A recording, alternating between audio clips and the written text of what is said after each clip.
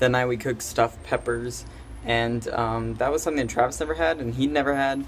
Um, but it was an adventure in the grocery store because I usually cook them with green peppers, green bell peppers. But in Barcelona, those do not exist. They have the long, stringy ones. And trying to ask if they had green bell peppers was an adventure. They didn't understand what I said, and they kept pointing me to those peppers. Finally, I just gave up and got red ones. But even then, they're not actual, like, the same size that we have in America. They're really weird, wompy shapes, but they are kind of, they're like the bell shape, but they're just really wompy. But I made them, and they were great and delicious, and they loved them. They're huge, though. Those peppers were ginormous, but it turned out really well. And it was delicious. Also, we we got in a beer pong tournament, and Travis and I don't really play. Like, we just did. It was like €5. We're like, why not do what the Barcelonians do? And we started facing off some of Gerardo's friends. We ended up winning, which was awesome. And the cool thing about this tournament is that there were people from all different types of countries. And so it was kind of like the World Cup or Olympics of beer pong, so that was awesome. So we went on to the next round and we faced some Peruvians, and we beat them. That was awesome. And we actually made it to the finals against a German and a French girl. And we were doing pretty well, actually. We were sticking with it, and it came down to like the final cups. And the French girl leaves. She says she has to leave, so she tags in this other French guy, which was totally not cool. And the French guy ends up getting in the last cup, and we're like, no, what are we gonna do? Well, then Travis throws it. Travis shoots it, and he makes it, and we're like, wow, sudden death, wow, it's crazy. And then they throw, and then the German guy makes it, and we're like, no, dang it, not again. And then Travis throws, he misses, then I throw it, and I make it, so it's like double sudden death, and it was like, wow. And then the French guy throws it again, he makes it. Unfortunately, neither of us make it, but it was really exciting, the fact that like that was the final match, and we made it to the finals, and then we ended up doing like a triple sudden death, which was so cool. But that was a lot of fun. I think we technically won because they subbed out, and that was totally cheating, so just saying. We did check out all the sites. We went to the Sagrada Familia, which was really cool, and I have video of just the inside and people singing and all that stuff. That was really cool. Also, when we went to the Sagrada Familia, it was supposed to be our beach day. I told Travis, I want to go to the beach. I want to spend a day on the beach. We're in Barcelona. I want to go to the beach. And Travis was like, yeah, we'll totally go to the beach. We'll just go to this park, and then we'll like walk down to the beach. I was like, oh, that sounds fun.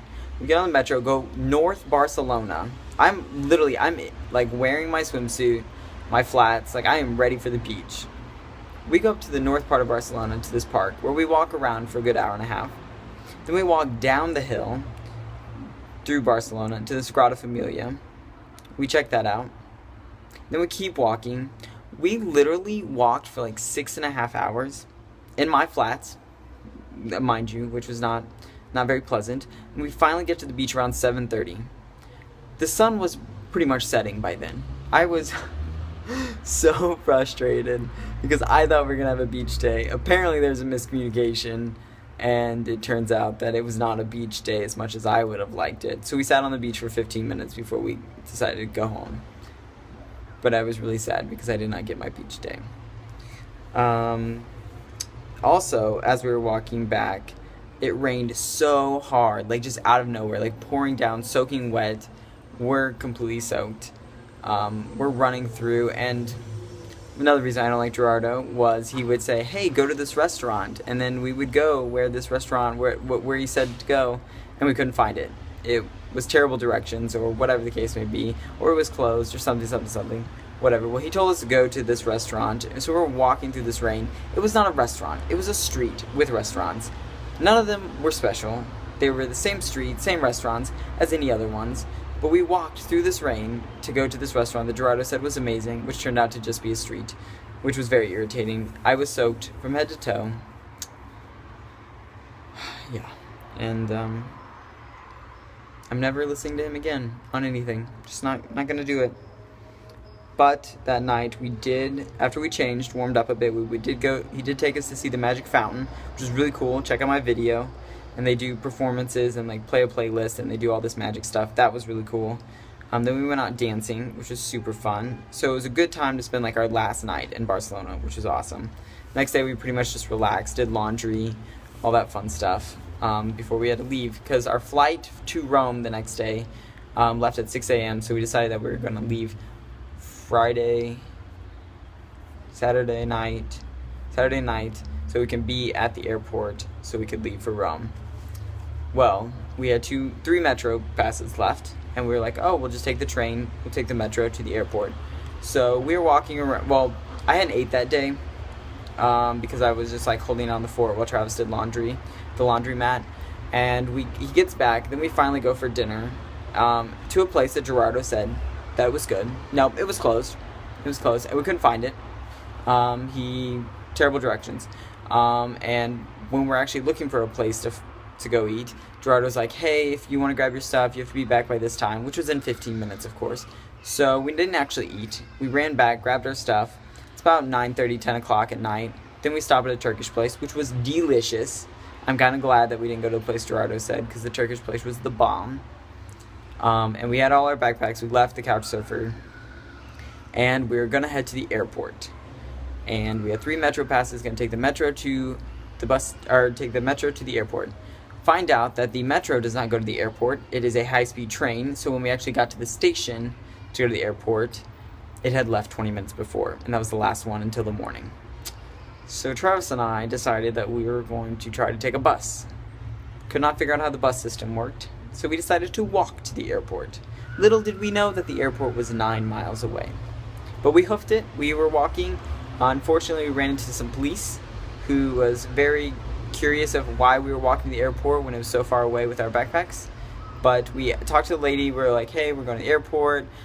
They were just directing traffic because of some big protest or something in Barcelona. But we're walking. They say, oh, you need to get to Ryanair Airport. Well, you're going to go to Terminal 1. Just follow on this road. You'll make it to the airport. Like, awesome. Not more than like 300 feet, another policeman stops us and is like, you can't walk on this road. And we're just like, the lady just said that we could. And he was like, no, you have to walk in the country. And so we like started walking in the country. We're so exhausted at this point. We probably walked like 4, 5, 6 miles. We stop, we see a bus, and we're like, I want to go to Terminal 1. And they're like, oh, well, you need to wait for the next bus. So we wait for the next bus. It's like 2 in the morning, like literally 2 in the morning. We're out in Barcelona with our backpacks.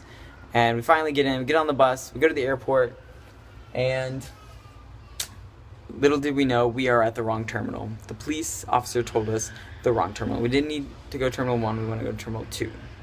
Or vice versa, I don't even remember. So we go, we try to find a way back, we get on this bus and we go to the other terminal, which was really far away, to find out that we had to walk around the entire airport to get in, because it was like 3 in the morning. Finally get in, we charge our phones for a bit, 4 a.m. rolls around, then they start loading up and all that stuff for the plane. So we check our tickets. Little did we forget that we have liquids and all that. We put that in our other bags, other checked bags when we flew to London, and we didn't expect to be backpacking with or using airports when we were going through Europe. So we kept all our liquids with us. And Travis had some medicine, and we were kind of freaking out about if they were going to throw it away because his medicine was pretty expensive. I gave him some of my Ziploc bags. He put them in there. So we just said we're going to try to just put them on as a carry-on, because it cost 50 euros just to check a bag, which was like a little more than half of what we paid for the ticket. And that's ridiculous. So we go up. I had 2 big things of shampoo and conditioner, so I put those on top. I think it actually helped because he noticed that stuff and not the medicine that was over the suggested limit. But we got on the plane, and it was this tiny little thing, and we got to Rome, and we were literally up for like 24 hours. And then we were homeless in Rome. So check out that video. See ya.